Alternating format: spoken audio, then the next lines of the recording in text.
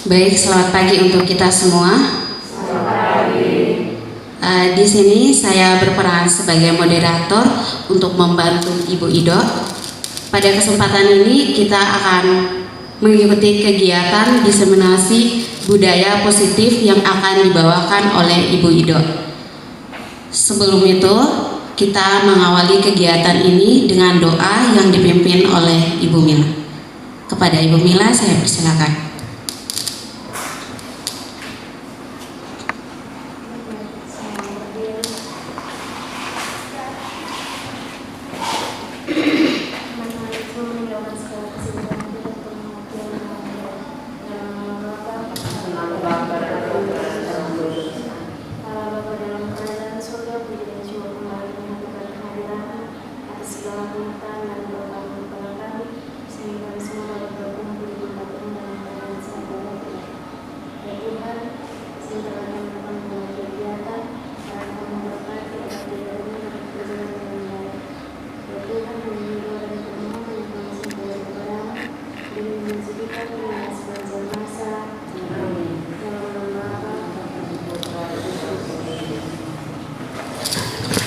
Baik, terima kasih untuk Ibu Mila yang sudah memimpin kita dalam doa.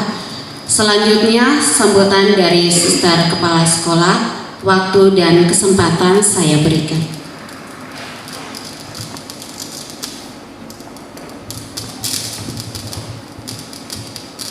Selamat pagi semua. Pertama-tama patutlah kita panjatkan puji dan syukur kehadirat Tuhan karena pada hari ini kita bisa berjumpa di tempat ini untuk melaksanakan kegiatan kita.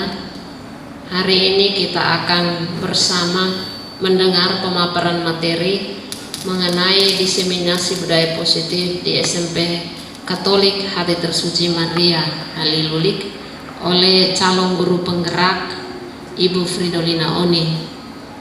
Budaya positif itu penting untuk setiap satuan pendidikan agar anak-anak atau semua personil dalam satuan pendidikan itu mengetahui bagaimana budaya positif itu diterapkan di sekolah, terutama untuk membentuk karakter peserta didik.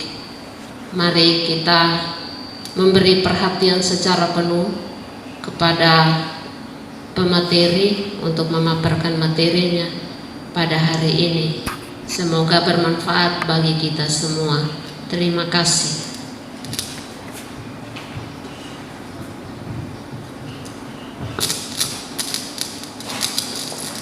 Baik, terima kasih kepada Suster Kepala Sekolah yang sudah memberikan sambutan. Yang selanjutnya, pemaparan materi secara umum mengenai budaya positif di SMPK HTM Maria Halilulik yang akan dibawakan oleh Ibu Ido. Kepada Ibu Ido saya berikan.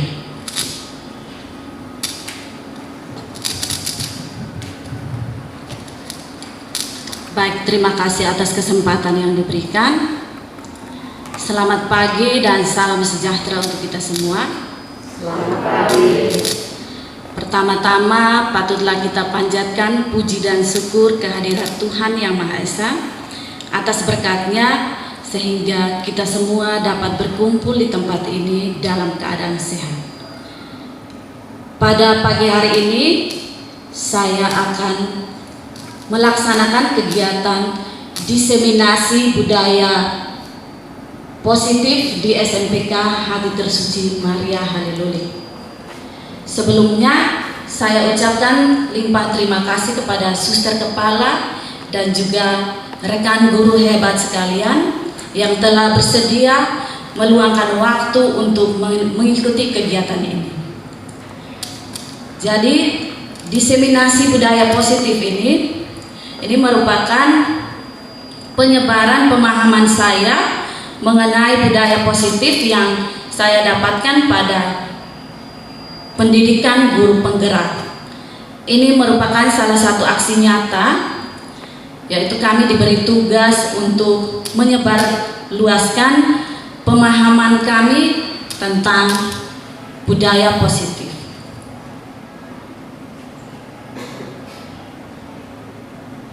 Salam dan bahagia Bapak Ibu guru hebat.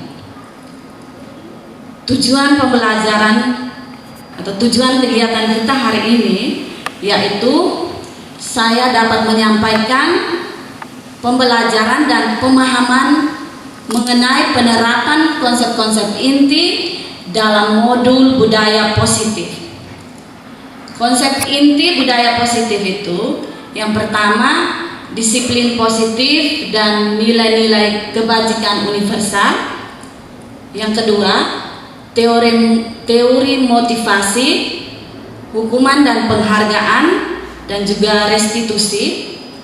Yang ketiga, keyakinan kelas. Yang keempat, kebutuhan dasar manusia. Yang kelima, 5 posisi kontrol. Dan yang terakhir, segitiga restitusi. Disiplin positif dan nilai-nilai kebajikan universal. Ini ada satu kegiatan. Yang pertama, kegiatan kepalan tangan ada A dan B. A itu Anda dan teman Anda itu adalah B. Sobeklah secari kertas kecil. Tuliskan benda atau sesuatu yang sangat berharga untuk Anda. Letakkan di salah satu tangan Anda dan genggam benda atau sesuatu tersebut dengan segala daya. Buatlah sebuah kepala seperti yang digambar itu. Lalu yang berikut, teman Anda atau si B akan mencoba dengan sekuat tenaga dengan berbagai cara untuk meminta Anda memberikan benda tersebut. Si B bisa membujuk, mengancam, menghardik, merayu, menyuap, atau melakukan apa saja agar dapat membuka kepalan tangan Anda. Apa yang terjadi? Yang pertama, pertanyaan yang pertama, apakah Anda atau teman Anda membuka kepalan tangan Anda? Mengapa? Apa alasan Anda atau B membuka kepalan tangan Anda? Yang kedua, apakah Anda atau B menutup kepalan tangan Anda? Mengapa? Apa alasan Anda atau B menutup kepalan tangan Anda? Yang ketiga, dalam kegiatan ini, sesungguhnya siapa yang memegang kendali atau kontrol untuk membuka atau menutup kepalan tangan? Dari tadi itu pertanyaan reflektif, tanggapannya, kemungkinan jawaban.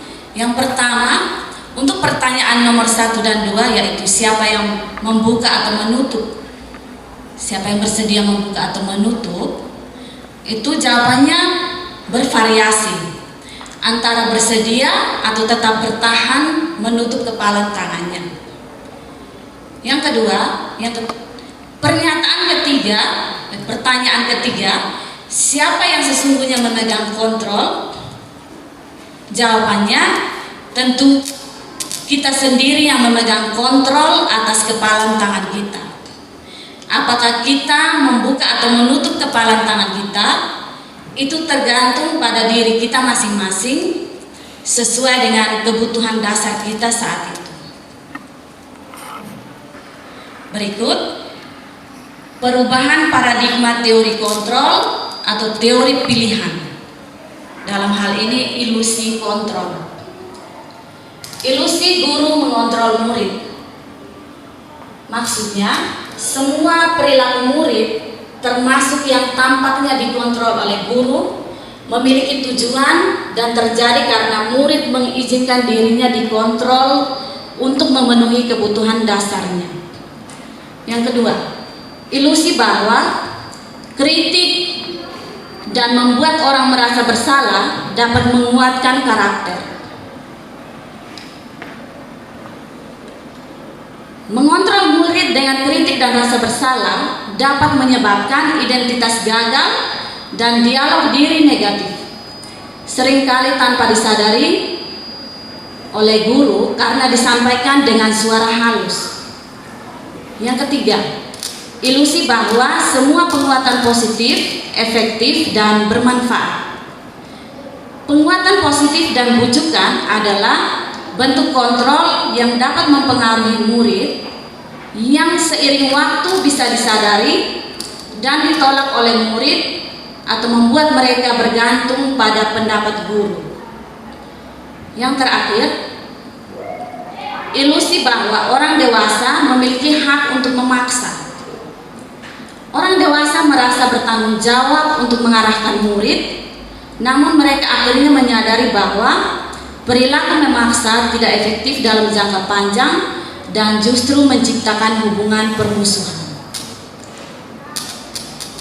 Berikut, bisakah kita mengontrol seseorang? Ini kegiatan stimulus responnya. Kita mencoba mengubah orang agar berpandangan sama dengan kita.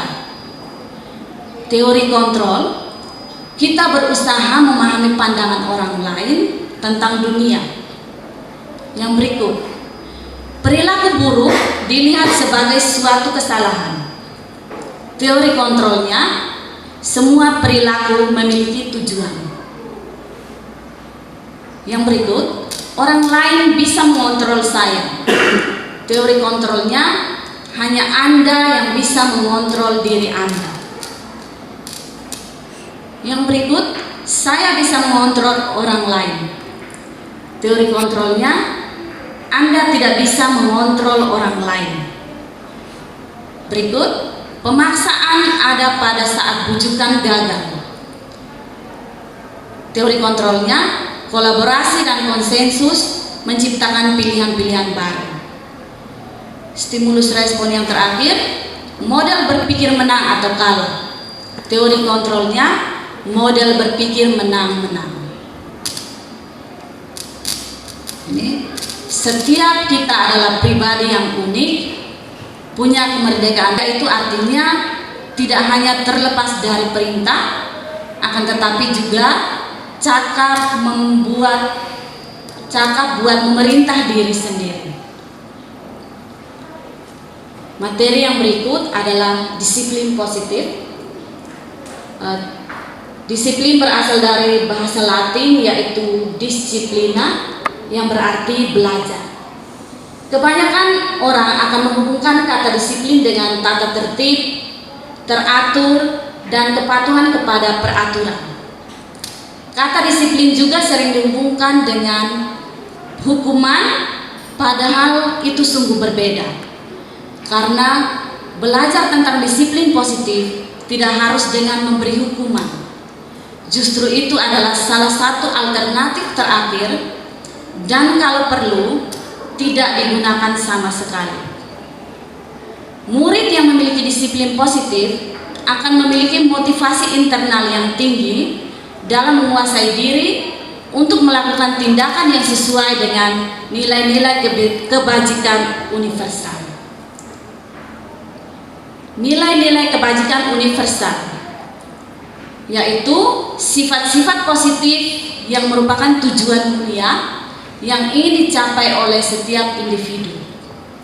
Nilai-nilai tersebut bersifat universal dan lintas bahasa, suku bangsa, agama maupun latar belakang.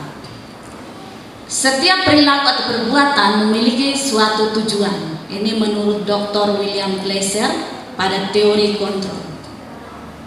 Yang terakhir, dengan mengaitkan nilai-nilai kebajikan yang diyakini seseorang, maka motivasi intrinsiknya akan terbangun sehingga menggerakkan motivasi dari dalam untuk dapat mencapai tujuan mulia yang diinginkan. Menurut Diana Gossen, nilai-nilai kebajikan yang ingin dicapai oleh setiap anak kita kenal dengan profil pelajar Pancasila. Ini salah satu nilai kebajikan. Profil pelajar Pancasila itu yang pertama, beriman, bertakwa kepada Tuhan Yang Maha Esa dan berakhlak mulia. Yang kedua, berkebinekaan global. Yang ketiga, mandiri. Yang keempat, gotong royong. Yang kelima, bernalar kritis. Dan yang keenam, kreatif. Teori motivasi perilaku manusia. Yang pertama, perilaku manusia itu yang pertama untuk menghindari ketidaknyamanan atau hukuman. Ini yang biasa menjadi pertanyaan, kalau untuk menghindari ketidaknyamanan atau hukuman, apa yang akan terjadi apabila saya tidak melakukannya? Ini motivasinya dari luar, motivasi eksternal. Yang kedua, motivasi perilaku manusia yang kedua itu untuk mendapatkan imbalan dari orang lain atau institusi. Apa yang akan saya dapatkan apabila melakukannya? Itu motivasi eksternal. Yang ketiga, motivasi untuk menghargai diri sendiri, menjadi insan sesuai harapan kita. Saya akan menjadi orang seperti apa bila saya melakukannya. Ini adalah motivasi internal. Yang berikut, hukuman, konsekuensi, dan restitusi. Hukuman adalah tindakan yang diberikan oleh pengajar atau pihak sekolah sebagai tanggapan atas perilaku siswa yang melanggar aturan atau norma. Hukuman bersifat tidak terencana atau tiba-tiba. Anak atau murid tidak tahu apa yang akan terjadi dan tidak dilibatkan. Hukuman bersifat satu arah dari pihak guru yang memberikan, dan murid hanya menerima suatu hukuman tanpa melalui suatu kesepakatan atau pengarahan dari pihak guru, baik sebelum atau sesudahnya. Hukuman yang diberikan bisa berupa fisik maupun psikis. Murid atau anak disakiti oleh suatu perbuatan atau kata-kata. Yang berikut, dihukum oleh penghargaan. Jadi penghargaan ini juga bisa menghukum. Yang pertama, pengaruh jangka pendek dan jangka panjang. Motivasi tergantung penghargaan, kehilangan motivasi dari dalam atau motivasi intrinsik. Yang kedua, penghargaan dapat menghukum. Artinya yang tidak mendapat merasa seperti terhukum. Lalu yang berikut, penghargaan mengurangi ketepatan. Berikutnya, penghargaan tidak efektif. Artinya jika tidak mendapat akan kecewa. Yang berikut, penghargaan bisa merusak hubungan. Artinya jika ada yang tidak mendapatkan penghargaan, mungkin ada yang nanti merasa iri, mungkin ada yang berhenti mencoba jika merasa tak mampu. Yang berikut, konsekuensi. Disiplin dalam bentuk konsekuensi merupakan tindakan yang sudah direncanakan dan disepakati sebelumnya oleh murid dan guru. Konsekuensi biasanya ditetapkan oleh pihak sekolah dan sudah diketahui oleh murid sebelumnya, di mana murid akan merasa tidak nyaman untuk jangka waktu pendek. Konsekuensi biasanya diberikan berdasarkan suatu data yang umumnya dapat diukur. Misalnya, setelah 3 kali tugasnya tidak diselesaikan pada batas waktu yang diberikan, atau murid melakukan kegiatan di luar kegiatan pembelajaran, misalnya mengobrol, maka murid tersebut akan kehilangan waktu bermain dan harus menyelesaikan tugas karena ketertinggalannya, dan guru senantiasa memonitor perilaku murid dalam hal ini. Yang berikut, restitusi. Restitusi adalah proses menciptakan kondisi bagi murid untuk memperbaiki kesalahan mereka, sehingga mereka bisa kembali pada kelompok mereka dengan karakter yang lebih kuat.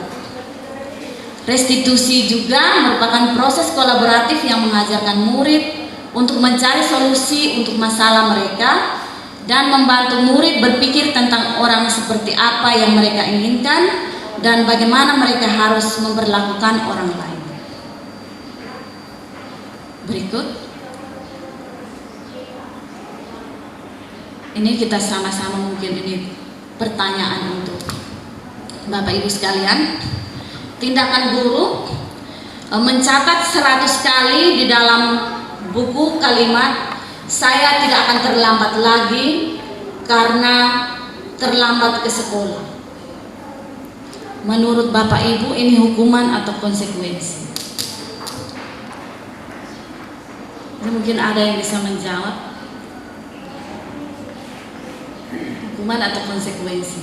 Lalu yang berikut, lari mengelilingi lapangan basket 2 kali karena terlambat hadir di sekolah. Iya, ini hukuman. Berikut, murid diminta push up 15 kali karena tidak menggunakan masker ke sekolah. Hukuman. Yang berikut, menggantikan kertas tugas teman yang telah dicoret-coret. Hukuman atau konsekuensi? Berikut, membersihkan tumpahan air di meja tulis karena tersenggol pada saat belajar. Konsekuensi. Berikut, murid disuruh untuk tidak mengenakan sepatu seharian di sekolah karena tidak mengenakan sepatu hitam. Berikut, lari mengelilingi lapangan basket 2 kali karena terlambat 10 menit untuk pelajaran PJOK. Baik Bapak Ibu, jadi kalau dalam bentuk fisik itu merupakan hukuman, dan konsekuensi seharusnya dia selaras dengan pelanggaran yang dilakukan. Jadi misalkan siswa terlambat, mungkin kita kasih konsekuensinya harus sesuai. Jadi kalau dia terlambat, mungkin konsekuensinya kalau kita kasih hukum, misalkan pukulan, itu bukan konsekuensi. Jadi tadi jawabannya seperti ini. Mencatat 100 kali ini hukuman. Murid disuruh mengenakan sepatu juga, ini hukuman. Ya. Yang berikut, yang lainnya benar tadi. Yang berikut tentang keyakinan kelas. Mengapa keyakinan kelas? Mengapa bukan peraturan kelas saja? Ya. Ada pertanyaan reflektif. Mengapa kita memiliki peraturan tentang penggunaan helm pada saat mengendarai kendaraan roda 2 atau motor? Kemungkinan jawaban kita adalah untuk keselamatan. Lalu yang berikut, mengapa kita memiliki peraturan tentang penggunaan masker dan mencuci tangan setiap saat? Jawabannya juga adalah untuk kesehatan atau keselamatan.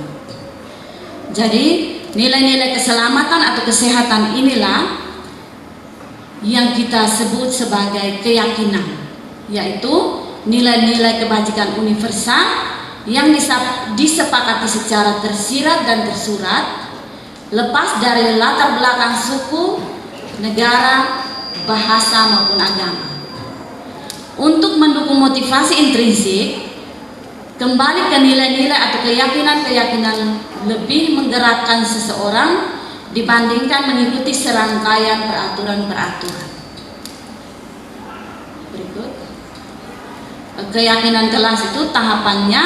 Yang pertama itu ada peraturan kelas, yang kedua pembuatan keyakinan kelas, lalu nilai kebajikan apa yang dituju. Jadi ini tadi profil pelajar Pancasila itu, jadi kita susun keyakinan kelas ini berdasarkan nilai-nilai yang ada. Kalau kreatif, yang menunjukkan nilai kreatif itu adalah contohnya gagasan original, karya yang dibuat adalah original, lalu keluasan berpikir, memperoleh dan proses informasi. Berikut analisis dan evaluasi penalaran. Berikut refleksi dan evaluasi. Yang berikut, kebinekaan global itu ditunjukkan dengan mengenal dan menghargai budaya, komunikasi dan interaksi antar budaya, refleksi dan tanggung jawab, berkeadilan sosial. Lalu beriman bertakwa kepada Tuhan Yang Maha Esa dan berakhlak mulia itu ditunjukkan dengan akhlak beragama, akhlak pribadi, akhlak kepada manusia, akhlak kepada alam, dan akhlak bernegara. Berikutnya mandiri ditunjukkan dengan kesadaran akan diri dan situasi, lalu regulasi diri. Bergotong royong itu ditunjukkan dengan kolaborasi, kepedulian, dan berbagi. Contoh keyakinan kelas, ini untuk kelas 7. Ini nilai yang diambil adalah hormat. Kami meyakini bahwa sangat penting untuk menghormati semua orang dan barang milik orang lain. Lalu untuk yang bekerja, keyakinannya, kami meyakini bahwa sangat penting untuk mengerjakan segala pekerjaan atau mengikuti kegiatan yang telah ditugaskan. Keyakinan yang berikut, diterima dan dimiliki. Kami meyakini bahwa sangat penting untuk merasa diterima pada suatu kelompok dan saling peduli satu dengan yang lain. Dari keyakinan-keyakinan ini baru kita buat kesepakatan kelas. Yang berikut, kebutuhan dasar manusia.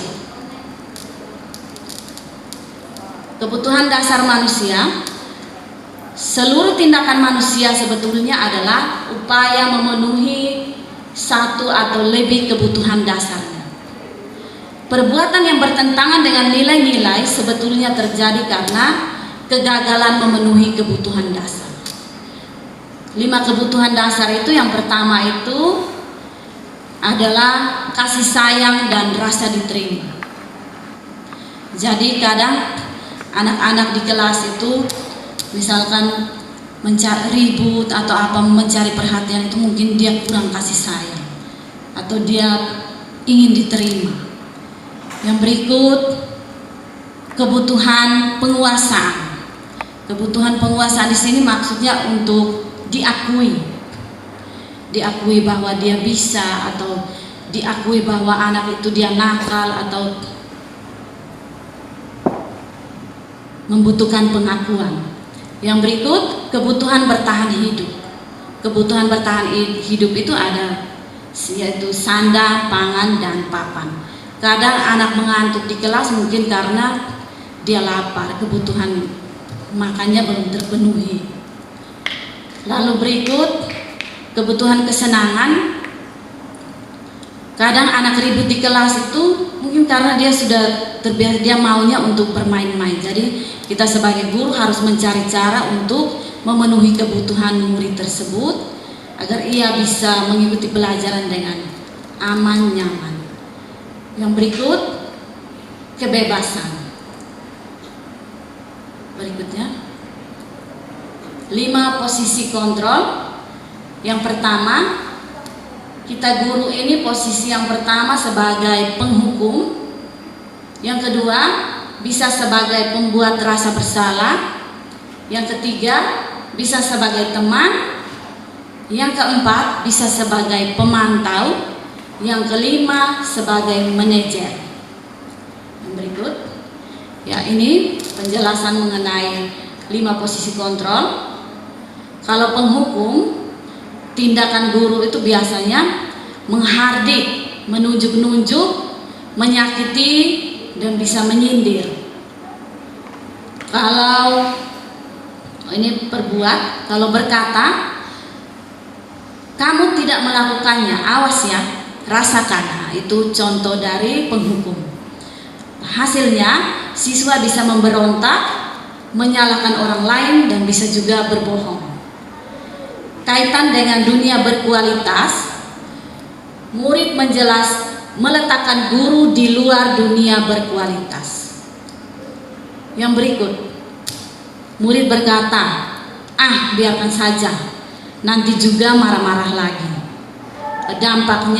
Dampak pada murid itu bisa mengulangi kesalahan. Lalu yang berikut, pembuat orang merasa bersalah. Itu kadang kita di posisi itu, perbuatannya berceramah dan mengatakan seharusnya kamu harus ini itu, atau ibu kecewa dengan kamu. Itu membuat rasa bersalah. Guru berkata, kamu seharusnya, kamu sudah tahu itu. Ibu lelah sekali mengatakannya, ibu stres. Nah, itu pembuat rasa bersalah. Hasilnya, siswa bisa menyembunyikan kesalahan, menyangkal, atau bisa juga berbohong. Dunia berkualitas, murid meletakkan guru di dalam dunia berkualitas. Dunia berkualitas di sini maksudnya dunia nyamannya anak. Murid berkata, maafkan saya. Kalau kita posisi sebagai pembuat rasa bersalah, dampaknya murid merasa rendah diri. Posisi kontrol yang berikut, sebagai teman, itu guru membuatkan alasan-alasan untuk muridnya. Guru berkata, ayolah kamu lakukan ini demi ibu. Atau, masa kamu tidak mau? Ingat, ibu tidak pernah bantu.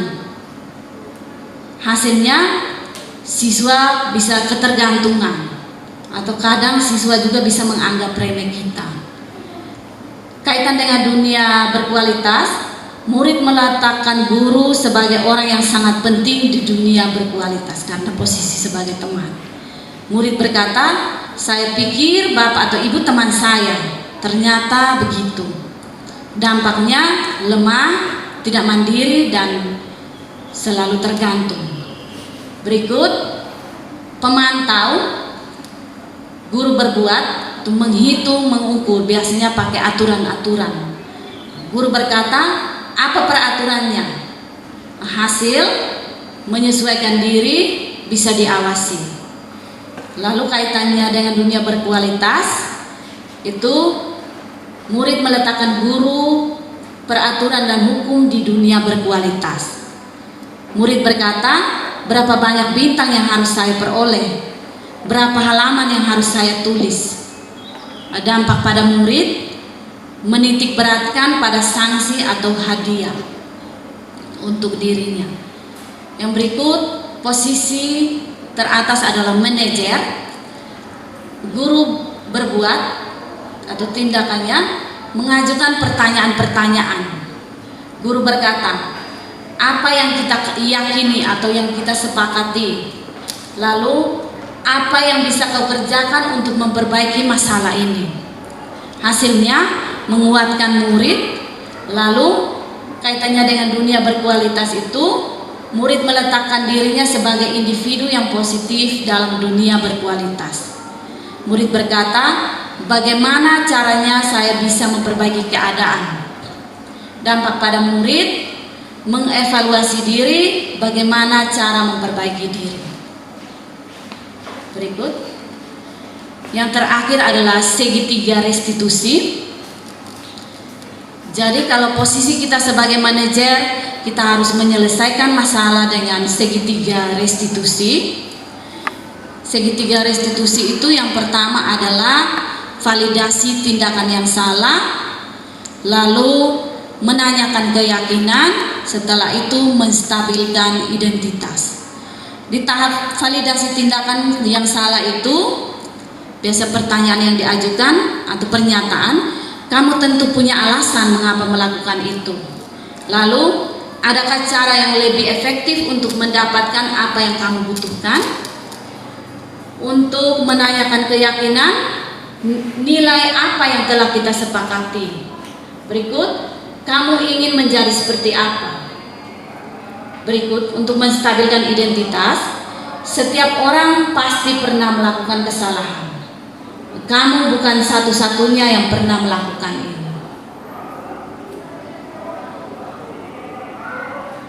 Untuk membuat anak yang merasa gagal karena berbuat salah menjadi positif terhadap dirinya itu dengan menstabilkan identitas. Itu kata-katanya, berbuat salah itu hal yang manusiawi. Tidak ada manusia yang sempurna. Bapak Ibu juga pernah berbuat salah. Kita pasti bisa menyelesaikan permasalahan ini.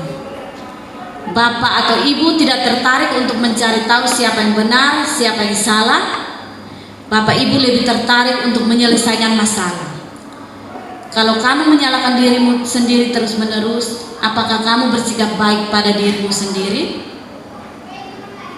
Untuk validasi kebutuhan, guru berkata, kamu bisa saja kan melakukan hal yang lebih buruk, tapi kamu tidak melakukannya kan?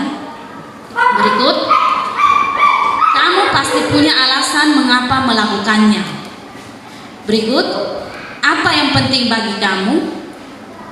Berikut, kamu boleh tetap berusaha menjaga sikap itu, tapi tambahkan sikap yang lain yang baru.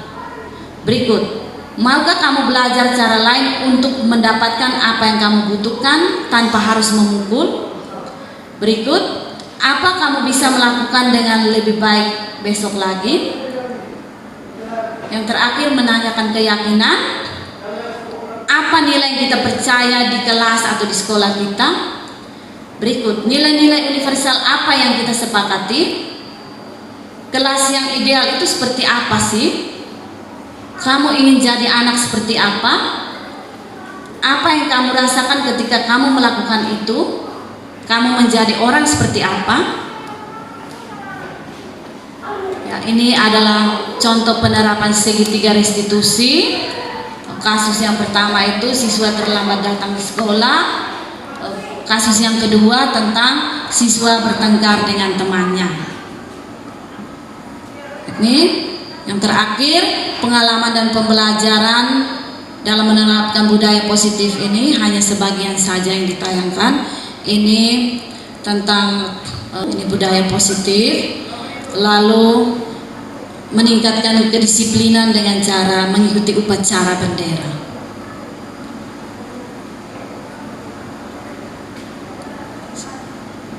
Jadi sekian materi saya.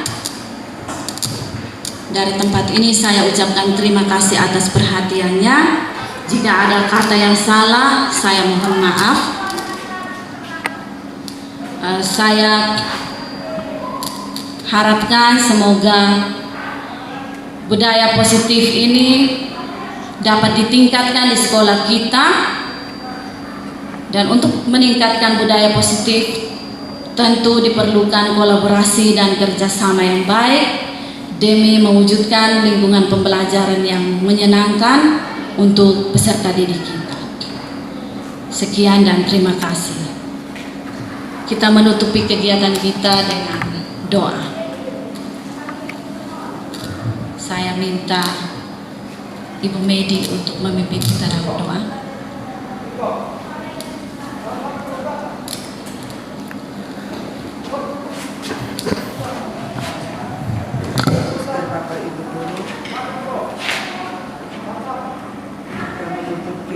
Diseminasi budaya positif di sekolah kita hari ini dengan doa penutup. Marilah kita berdoa dalam nama Bapa dan Putra dan Roh Kudus. Amin. Allah Bapa yang Maha Kuasa, Allah yang kami puji dan sembah, berlimpah syukur kami haturkan ketetapan hadirat-Mu, karena berkat cinta-Mu begitu besar kepada kami. Mulai dari awal kegiatan hingga berakhir saat ini, hanya karena atas tuntunan berkat-Mu. Begitu banyak hal positif yang telah kami dapatkan dari Ibu Ido sebagai calon guru penggerak Angkatan 10. Semoga apa yang telah dibagikannya pada kesempatan ini dapatlah kami teruskan mempraktekannya di dalam pembelajaran kami setiap hari, sehingga anak-anak didik yang akan kami ajar dan kami bentuk bisa memiliki karakter yang baik demi masa depan mereka. Semuanya ini demi memuji dan memuliakan nama-Mu hari ini, esok, dan selama-lamanya. Dalam nama Bapa dan Putra dan Roh Kudus.